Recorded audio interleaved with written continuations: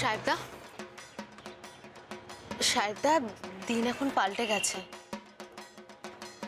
তুমি যদি ওরকম আদর্শ নিয়ে থাকো তোমার, তাহলে কিন্তু চলবে না। যাও না, গিয়ে ওখানে মজা করো। তোমাকে এতবার ফুলঝুরি ডাকলো, চলে এলে কেন? সাহেবদা, দেখো সবাই কিরকম আনন্দ করছে। নেহাতি আমার কপালের দোষে এমন এমন ভুল করে ফেলেছি যে নিচে আগ বাড়িয়ে যেতে পারছি না। নইলে বিশ্বাস করো, আজকে আমারও না ওদের সাথে নাচতে ইচ্ছা করছে। সাহেবদা, আমি... তুই কেন বারবার আমার পেছন পেছন আসছিস? ফুলঝুরির দয়ায় তুই এ বাড়িতে এসছিস, তার মানে এই নয় যে আমি তোকে ক্ষমা করেছি। তুই যা করেছিস সেজন্য আমি তোকে কোনো দিনও ক্ষমা করতে পারবো না, কোনো দিনও না। ওকে?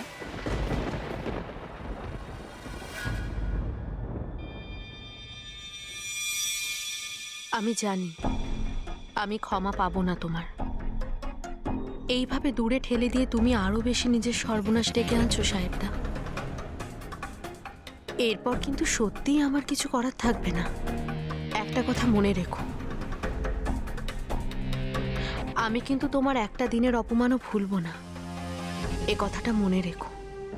আর সেই অপমানের বদলা আমি শুধু তোমার ওপর নেব না, কার ওপর নেব আশা করি তা তোমার জানা আছে সাহেব।